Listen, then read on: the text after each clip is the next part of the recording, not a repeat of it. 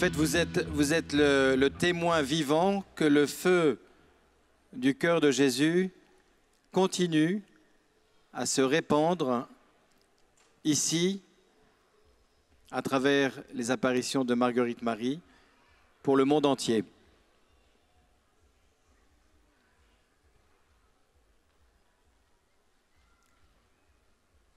Voilà. Alors justement, je voudrais mettre en quelques instants en perspective le temps que nous vivons. C'est un moment unique. Nous venons de clôturer les 350e anniversaire des apparitions avec la fête du Sacré-Cœur, où il y avait le légat du pape, Monseigneur le cardinal Bustillo, et nous avons vécu un temps fort, 7000 personnes pendant 3 jours ici, sous cette grande tente. Mais nous sommes aussi dans ce jubilé universel, un pèlerin de l'espérance, animé par ce feu qui nous pousse à témoigner de notre foi. Nous vivons aussi la fin de la mission du pape François sur la terre, ce pasteur de terrain qui nous laisse en héritage, en testament, a dit le pape Léon, cette encyclique qui est la clé de son pontificat et qui nous fait comprendre que pour aller aux périphéries, il faut avoir un cœur. Et puis l'élection du pape Léon XIV, un homme de l'écoute et de la communion qui a encore rassemblé ce million de jeunes à Rome pour ce jubilé. En écho avec Léon XIII, qui est le pape qui a eu un très long pontificat à cheval entre le 19e et le 20e siècle. On va revenir là-dessus. Mais bien sûr, tout ça s'enracine ici dans l'expérience unique qu'a fait Sainte Marguerite Marie dans sa rencontre avec le cœur de Jésus. Mais nous fêtons aussi en cette année les 50 ans des sessions de Paray-le-Monial à l'intuition de Pierre Goursat, vénérable Pierre Goursat, qui a eu cette intuition de faire venir le renouveau charismatique à Paray-le-Monial. J'y reviendrai. Léon XIV, dans son homélie, première parole de Léon XIV, il faut que ce pasteur soit capable de garder le riche héritage de la foi chrétienne, ça c'est la grande tradition de l'Église, et en même temps de jeter son regard au loin pour répondre aux questions, aux inquiétudes et aux défis d'aujourd'hui. Voilà, les défis d'aujourd'hui, nous les connaissons, ils sont immenses et le pape Léon, à la suite de François, nous y invite à regarder le monde. Léon XIV et Léon XIII, un écho très net entre un enracinement spirituel de ces deux papes, une doctrine solide, doctrinale solide et une dimension sociale affirmée. Rappelez-vous, Léon XIII a publié la première encyclique sociale au moment du boom industriel fin 19e, Rerum Novarum en 1891. Mais ce que l'on sait moins, c'est qu'il a aussi publié une encyclique Annum Sacrum et il consacre le genre humain le 24 mai 1899 au Sacré-Cœur. Au Sacré-Cœur. Les premières paroles de Léon XIV, c'est les paroles du cœur de Jésus. Dieu nous aime, Dieu vous aime tous.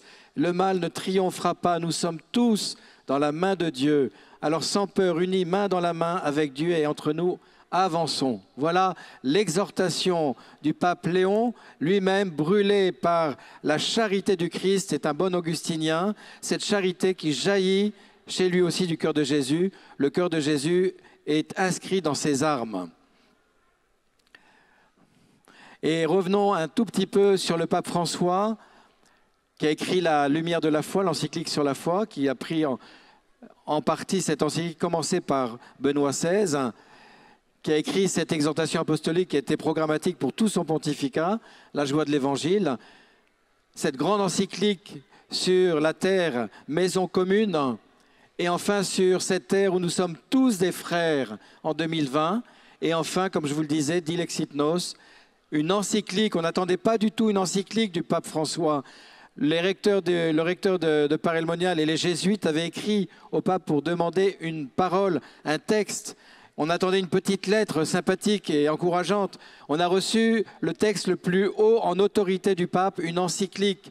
On n'a pas fini d'en parler de cette encyclique qui nous fait comprendre que pour aller aux extrémités du monde, il faut s'enraciner dans le cœur du Christ. Donc Dilexitnos, ces 5 chapitres, l'importance du cœur, l'anthropologie, les gestes et les paroles du Christ qui manifestent la tendresse de son cœur, ce cœur qui a tant aimé, l'amour qui donne à boire, où le pape François nous fait une magnifique traversée par les pères de l'Église et les saints, particulièrement beaucoup de saints français, pour nous faire comprendre la portée de cette encyclique.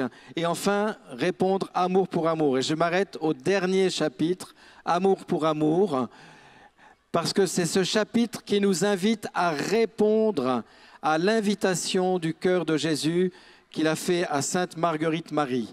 Vous savez, c'est d'abord, il y a une plainte et une requête, la plainte de ne pas être aimé et une demande de faire connaître son cœur à Marguerite Marie, d'où nous avons eu la fête du Sacré-Cœur en mai 1856 par le pape Pie IX qui a institué cette fête pour l'Église universelle. Et le pape François nous invite à comprendre que notre mission en venant à Paray-le-Monial, c'est de prolonger dans le monde ce que nous avons reçu ici, son amour, l'amour du cœur de Jésus. Et donc, il nous invite à cet acte de réparation. La réparation, c'est bien sûr rendre amour pour amour devant le Saint-Sacrement, mais pour le pape François, c'est en même temps et indissociablement rendre amour pour amour en allant vers nos frères pour donner cet amour de Dieu à nos frères. Et il parle du sens social de la réparation. Il reprend Saint Jean-Paul II. Vous voyez, c'est vraiment tous ces papes sont imbriqués les uns dans les autres et l'Esprit Saint fait une espèce de magnifique panoplie de ces papes pour nous accompagner dans les temps qui sont les nôtres.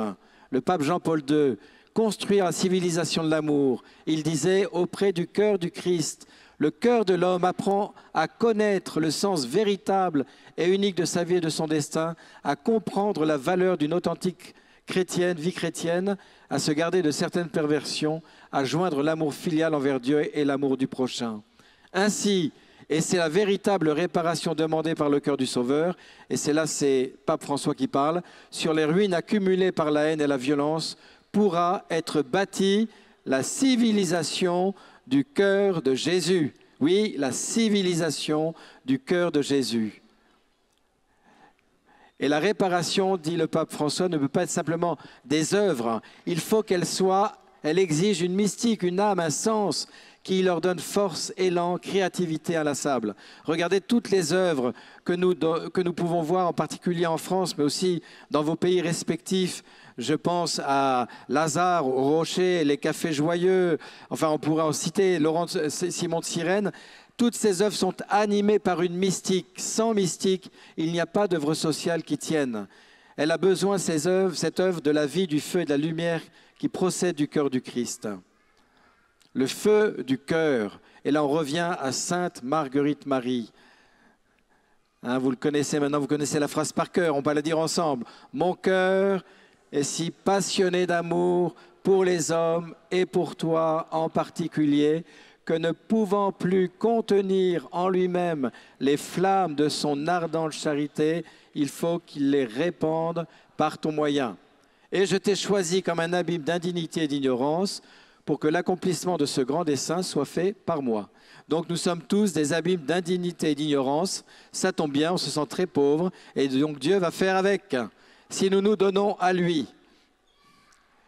C'est une expérience mystique chez Marguerite Marie, vous le savez, Dieu lui demande son cœur, Jésus lui demande son cœur, elle lui donne, il brûle dans son cœur, le retirant comme une flamme ardente en forme de cœur, il l'a remis dans le lieu où il l'avait pris, me disant « Voilà ma bien-aimée, un précieux gage de mon amour qui renferme dans ton côté une petite étincelle de ses plus vives flammes pour te servir de cœur. » Et enfin, 50 ans de session à Paray-le-Monial, photo d'époque. Vous avez Pierre Goursat qui est à gauche, et on est dans la tente chez les Chapelains. C'était une tente de cirque à l'époque. C'était un peu le cirque d'ailleurs. Et Pierre Goursat, mort en 91, cette photo est peu de temps avant sa mort. Voilà, les yeux fixés sur le cœur de Jésus. disait cette phrase: il y a à Paray-le-Monial une effusion continuelle de l'Esprit qui jaillit du cœur transpercé du Seigneur. Voilà la cause du rayonnement mystérieux de Paray-le-Monial. Vous voyez, l'intuition de Pierre Goursat, qui vivait de la grâce de l'effusion et de la nouvelle Pentecôte, c'est qu'il a compris que c'était du cœur de Jésus que jaillissait cet Esprit Saint, comme dans la deuxième apparition où Marguerite Marie voit le cœur de Jésus avec ses plaies rayonnantes. C'est déjà le ressuscité qui nous communique par ses blessures son esprit. Pierre avait bien compris cela en enracinant la grâce du renouveau à Paray-le-Monial. Il a permis à des générations de chrétiens de repartir de Paray boostés pour la mission. Et donc je termine avec une actualisation pour nous du pape François. Jésus a lui-même accepté de limiter la gloire débordante de sa résurrection, de contenir la diffusion de son amour immense et brûlant, afin de laisser la place à notre libre coopération avec son cœur. Nous sommes les coopérateurs du cœur de Jésus. La consécration, la seule fois où le pape François utilise ce terme dans l'encyclique, c'est pour dire que la consécration au cœur de Jésus doit être envisagée en relation avec l'action missionnaire de l'Église. La consécration est toujours en vue de la mission. Préparez-vous, préparons-nous à nous consacrer au Seigneur et à son cœur pour devenir les missionnaires brûlants du XXIe siècle. Et pour terminer, revenir au cœur. Pour être des missionnaires brûlants, revenons au cœur, revenons au centre, revenons à l'adoration. Amen.